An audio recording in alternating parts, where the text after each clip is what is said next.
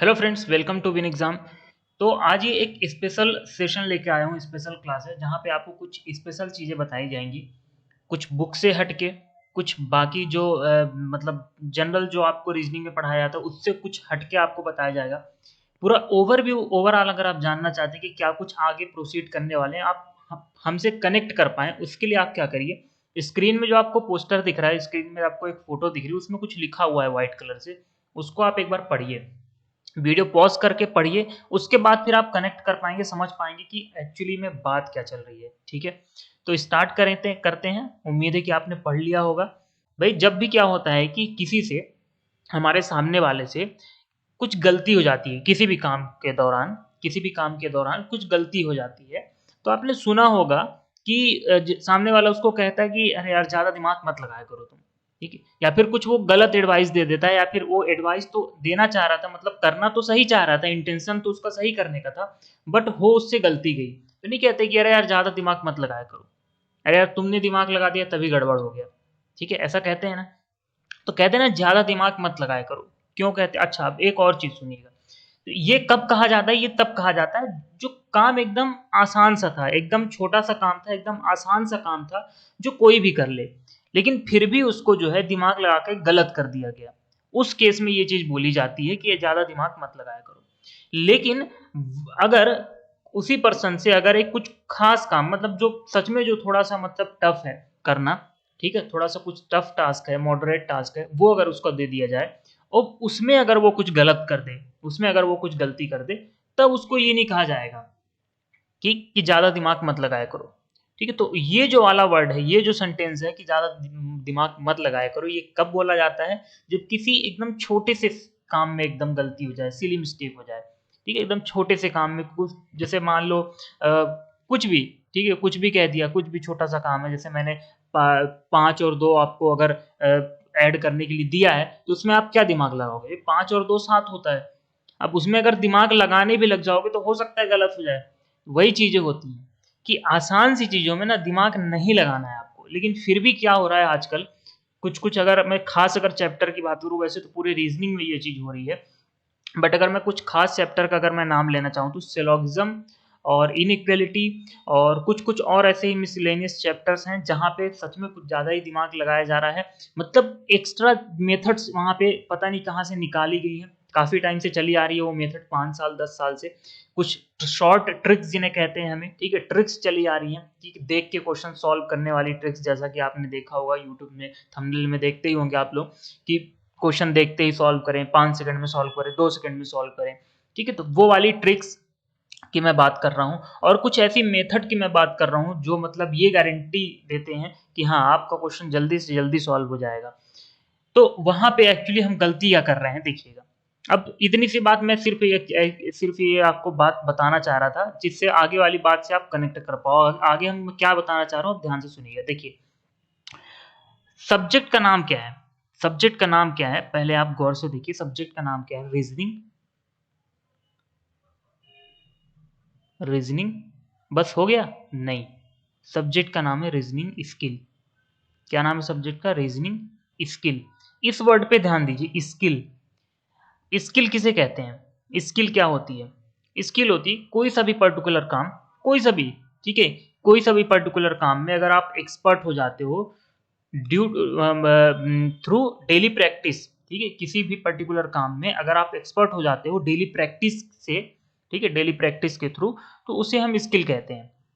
अब वो स्किल कौन-सी हो सकती है? जैसे देखिए, टीचिंग स्किल मैं जो कर रहा हूँ, ठीक है? या फिर बाकी टीचर्स जो करते हैं, टीचिंग स्किल हो गई, सिंगिंग हो गया, डांसिंग हो गया, स्विमिंग हो गया, ये सारी चीज़ें क्या हैं? स्किल हैं। तो ये सारी चीज़ें क्या किताब से पढ़ के कोई सीखता है क्या? किताब से पढ़ के सीखता है क्या? नहीं। या कोई किसी के बताने से सीखता है क्या? नहीं। तो कैसे सीखता है? वो क्या करता है कि एक पर्टिकुलर एक स्टैंडर्ड मेथड लेता है कि अच्छा हाँ, हमें सिंगिंग सीखनी है, तो सिंगिंग के लिए हमें एक ये स्टैंडर्ड मेथड फ़ॉलो करना पड़ेगा, ठीक है? उस स्टैंडर्ड मेथड को वो अपनाता है, उस स्टैंडर्ड मेथड को के लिए वो अप्रोच करता है, और उसकी वो डेली प्रैक्टिस करता है। धीरे-धीरे, धीरे-धीरे डेली प्रैक्टिस के थ्रू उस चीज़ में वो एक्सपर्ट हो जाता है और उसे सिंगिंग आने लगती है, ठीक है? तो सेम वही चीज़ हम रीज़निंग में क्यों नहीं करते? जब ये भी एक तरह की स्किल है, तो हमें भी यहाँ पे भी तो वही चीज़ करना चाहिए। हम क्यों शॉर्ट ट्रिक्स और ऐसे कुछ मतलब फालतू की कुछ मेथड्स के चक्कर में पड़ के और मतलब अपना एग्जाम खराब कर लेते हैं। मतलब एग्जाम में क्वेश्चंस हमें लगता है कि सही है बट एक्चुअल में वो गलत होते हैं। क्यों? क्योंकि हम तो शॉर्ट ट्रिक्स में हैं। हो सकता है कि शॉर्ट कोई आप ऐसी शॉर्ट ट्रिक पढ़ रहे हो जिससे सारे क्वेश्चंस ना सॉल्व हो रहे हो। कहने का मतलब यूनिवर्सल। तो अगर मेथड अगर स्टैंडर्ड है तो वो यूनिवर्सल भी होगी। ठीक है, अगर मेथड स्टैंडर्ड है तो वो यूनिवर्सल तो होगी ही होगी। वो हर एक जगह एप्लीकेबल होगी, चाहे किसी भी तरह का लेवल हो, चाहे कोई सा भी एग्जाम हो, चाहे कोई सा भी टॉपिक हो, कुछ भी हो। ठीक है, तो गलती यहाँ पे हम क्या कर रहे हैं कि हम मेथड सीख रहे हैं। मतलब मेरा ये कहने का नहीं मतलब कि मेथड मत सीखो तो फिर सॉल्व भी कैसे करोगे। मेरा कहने का मतलब जो शॉर्ट ट्रिक की धांधलीबाजी जो चल रही है ना, उसमें जो आप फंस के और मतलब गलत गलत स्टेप्स ले रहे हो, वो गलत कर रहे हो आप। ठीक है, और इसको बाकी सब्जेक्ट की तरह मत लीजिए आप। बाकी सब्जेक्ट में क्या होता है कि बाकी सब्जेक्ट में जो कॉन्सेप्ट्स होते हैं वो हमेशा सेम रहते हैं। ठीक है, मतलब फिजिक्स का कोई लॉ है तो वो जो आज है वो हमेशा रहेगा, वो लॉ नहीं बदलेगा। मैथ्स में कोई अगर फॉर्मूला है तो वो फॉर्मूला हमेशा वैसे ही रहेगा। मतलब प्रॉफिट अगर होता है, प्रॉफिट अगर कोई चीज हम बेच रहे हैं और उसको मतलब कॉस्ट प्राइस से ज्यादा में बेच रहे हैं तो तब हमें प्रॉफिट होता है, तो ये कॉन्सेप्ट हमेशा सेम रहेगा। ऐसा नहीं कि कम में बेचने पे भी हमें प्रॉफिट होने लग जाएगा आगे चल के, ऐसा तो है नहीं। प्रॉफिट का कॉन्सेप्ट हमेशा सेम रहेगा। तो इन सब सब्जेक्ट में क्या होता है, कॉन्सेप्ट हमेशा सेम रहते हैं, बट जो रीजनिंग है ये डिपेंड करता है सिचुएशन में, कैसी सिचुएशन दी गई है आपको। ठीक है, क्या सिचुएशन दी गई है, क्या प्रॉब्लम दी गई है आपको, उस पर डिपेंड करता है इसका कॉन्सेप्ट। इसीलिए यहाँ पे कोई एक फिक्स कॉन्सेप्ट नहीं होता। तो जब फिक्स कॉन्सेप्ट नहीं होता तो कोई फिक्स मेथड कैसे हो सकती है रीजनिंग की। ठीक है, बात को समझिएगा। जहां पे कोई एक फिक्स कॉन्सेप्ट नहीं है तो वहां पे फिक्स मेथड या फिक्स ट्रिक कोई कैसे हो सकती है। ठीक है, एक सोचने वाली बात है। तो तब फिर क्या होता है यहाँ पे, कैसे सॉल्व करते हैं फिर रीजनिंग को। एक्चुअली में जो रीजनिंग को जो रीजनिंग स्किल इंप्रूव करने का जो मेन तरीका है और रीजनिंग के क्वेश्चंस को जो सॉल्व करने का वो तरीका है, वो है सिर्फ और सिर्फ कॉमन सेंस। एकदम बेसिक कॉमन सेंस से आपके रीजनिंग के हर एक टॉपिक के क्वेश्चन, हर एक लेवल के क्वेश्चन, हर एक एग्जाम में आने वाले क्वेश्चन आपके सॉल्व हो सकते हैं सिर्फ एकदम बेसिक कॉमन सेंस से। ठीक, और अगर आपको देखना हो, अगर आपको जानना हो तो आप इन चैनल्स के जो वीडियोस हैं रीजनिंग के, उस पर जाके आप विजिट करके और देख सकते हैं। ठीक है, और वहाँ पे सारी चीज़ें आपको बताई गई हैं। और भी कई सारी रीजनिंग से रिलेटेड वीडियोस हैं, तो वो जाके आप देखिए तो आपको थोड़ा सा अंडरस्टैंडिंग बनेगी, आपको क्लियर होगा पिक्चर पूरी कि क्या चीज़ें यहाँ पे मैं बता रहा हूँ। अच्छा, एक और चीज़, तो ये तो मैंने बता दी कि रीजनिंग क्या है। ठीक है, कैसे रीजनिंग को पढ़ते हैं।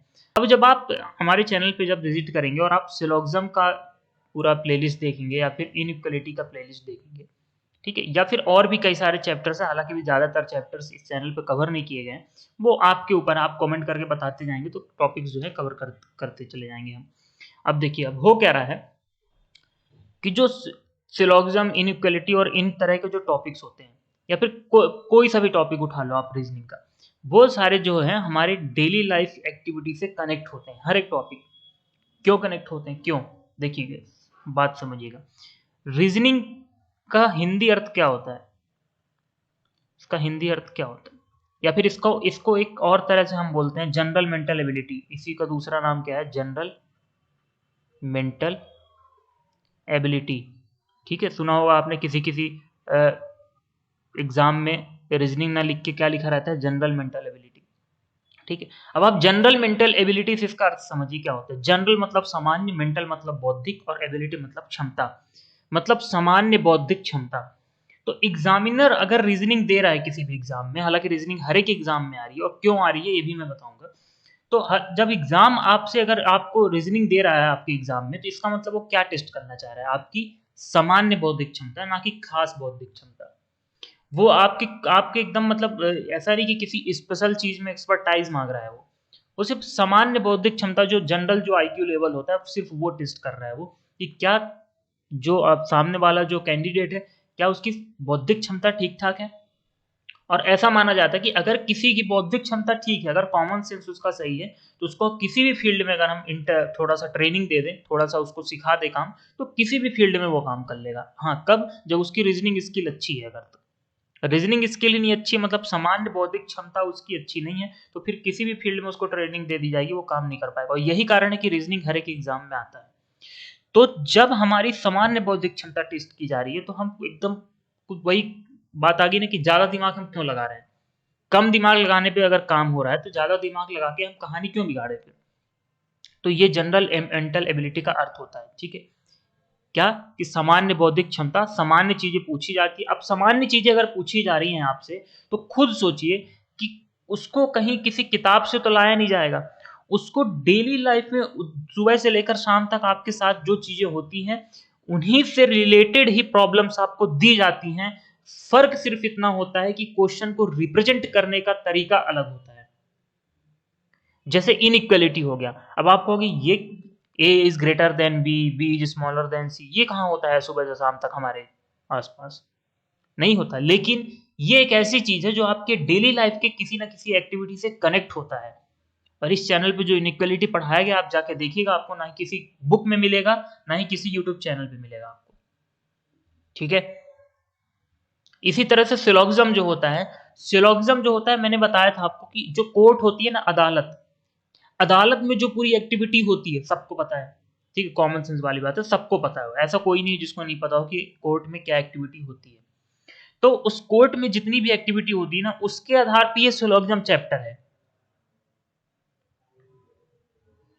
देरी है सिर्फ नोटिस करने की।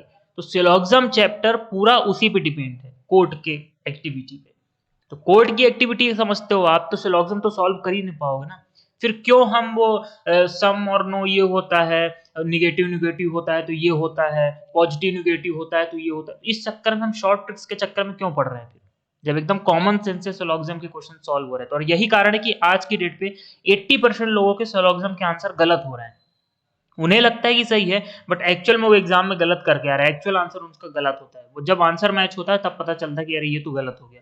फिर वो कंफ्यूज हो जाते हैं कि अरे गलत हुआ तो हुआ कैसे, हुआ इसलिए कि आपने ज्यादा दिमाग लगा दिया।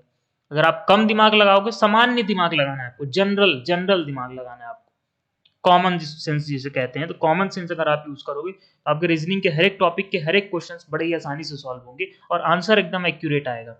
अगर आपने दिमाग ज्यादा लगाया तो फिर कहानी गड़बड़ होगी, ठीक है। तो बस इतना ही बताना था। बाकी तो आप चैनल को जब सब्सक्राइब कर लेंगे, इसके हर एक टॉपिक जब आप इस चैनल से पढ़ेंगे तो आपको खुद ही पता चलता जाएगा कि क्या चीजें, कौन सी चीज किससे कनेक्ट हो रही है, क्योंकि हर एक टॉपिक किससे किससे कनेक्ट हो रहा है तो बताया नहीं जा सकता।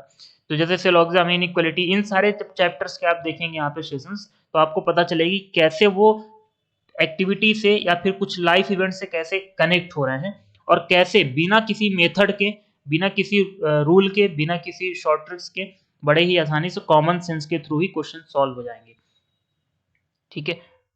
तो इन्फॉर्मेशन अच्छी लगी हो तो चैनल को सब्सक्राइब करिएगा, शेयर करिएगा, जो भी गवर्नमेंट जॉब की प्रिपरेशन कर रहे हैं उनके साथ शेयर करिएगा, क्योंकि एकदम इनोवेटिव अप्रोच है। और मैंने यहाँ पे क्वेश्चन मार्क लिखा हुआ है, आप देख सकते हैं यहाँ पे कि क्या इज इट पॉसिबल, क्या पॉसिबल है, ये बिल्कुल पॉसिबल है। क्योंकि जब आपने, हो सकता है जब आपने ये पढ़ा हो तो आपको लगा हो अरे ये क्या हो रहा है, ठीक है, बट ये है पॉसिबल है ये, ठीक है। और ये काफी मतलब ये 1 साल 2 साल की मतलब प्रॉपर रिसर्च और एनालिसिस करके करने के बाद ये चीज आपको बताई जा रही है कि ऐसा होता है, ठीक है, और ऐसा हो रहा है। क्योंकि हर एक आपको क्वेश्चन सॉल्व कराया जा रहा है, उनके आंसर निकल के आ रहे हैं, ठीक है। आप टेस्ट आप खुद अप्लाई कर सकते हैं क्वेश्चन में, खुद देख सकते हैं कि आंसर सही आ रहा है कि नहीं आ रहा है उस मेथड के थ्रू, ठीक है। इनोवेटिव अप्रोच है बिल्कुल भी, एकदम मार्केट में इनोवेटिव अप्रोच है, ना ही किसी बुक में मिलेगी ना ही किसी आपको चैनल में मिलने वाला है, एकदम इनोवेटिव अप्रोच है। क्यों, अब इनोवेटिव अप्रोच निकल के कैसे आई, ठीक है। कहाँ, देखिए सीधी सी बात है, जब भी आप कोई सब्जेक्ट पढ़ रहे हो, जब भी कोई सा आप टॉपिक पढ़ रहे हो तो उस सब्जेक्ट का मीनिंग समझो। जैसे मान लो जब हम साइंस पढ़ना स्टार्ट करते हैं तो अगर हमें साइंस का मीनिंग ही नहीं पता तो हम साइंस नहीं पढ़ पाएंगे। अगर हमें साइंस का मीनिंग ही नहीं पता तो साइंस हम नहीं पढ़ पाएंगे। और सबसे पहले शायद हमें स्कूल में सबसे पहले यही पढ़ाया जाता है, साइंस जब हमें स्टार्ट होता है पढ़ाना तो सबसे पहले हमें यही सिखाया जाता है कि साइंस क्या होता है, उसके बाद फिर आगे की कहानी स्टार्ट होती है। और इसी तरह से अगर हम कोई भी सब्जेक्ट पढ़ रहे हैं तो पहले उस सब्जेक्ट का एकदम डीप में पहले एक अगर हम मीनिंग समझ लें, या फिर कोई अगर हम टॉपिक पढ़ रहे हैं तो उस टॉपिक का अगर हम मीनिंग समझ लें तो आधी प्रॉब्लम तो वहीं सॉल्व हो जाती है। अब जैसे सिलोगिज्म है, सिलोगिज्म का हिंदी हो सकता है कई लोगों को पता हो, न्याय निगमन होता है, बट उसका मीनिंग क्या होता है, मतलब ये तो हिंदी अनुवाद हो गया ना, अर्थ, बट उसका मीनिंग क्या होता है ये शायद ही ज्यादा लोगों को पता हो। तो अगर उसका आप मीनिंग समझ लेते हो न्याय निगमन का, न्याय निगमन मतलब क्या, वही जो कोर्ट में जो पूरी एक्टिविटी होती है आपकी, जज और वकील और जो आपका जो क्या बोलते हैं, जो अपराधी होता है, ठीक है, तो वो उन मतलब कोर्ट में पूरी जो एक्टिविटी चलती है वो सारी चीजें क्या है, वहां पे क्या हो क्या रहा है, न्याय निगमन ही तो हो रहा है। जज क्या कर रहा है, न्याय तक ही तो, न्याय निगमन मतलब न्याय तक पहुंचना, और जज क्या कर रहा है वहां पे, वही तो कर रहा है, न्याय तक पहुंचने की कोशिश कर रहा है। किसके थ्रू, किसके थ्रू, वकील के थ्रू, वकील हैं वो मदद कर रहे हैं, वो अपने अपने प्रूफ एंड फैक्ट्स पेश कर रहे हैं, सबूत दे रहे हैं, उसके आधार पे वकील निर्णय, जो जज है वो निर्णय कर रहा है।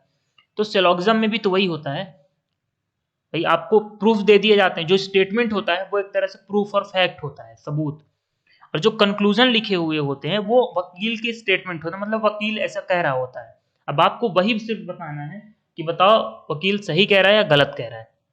खैर आप जब वो सिलोगिज्म वाली वीडियो देखोगे तो वहां पे डिटेल में समझोगे।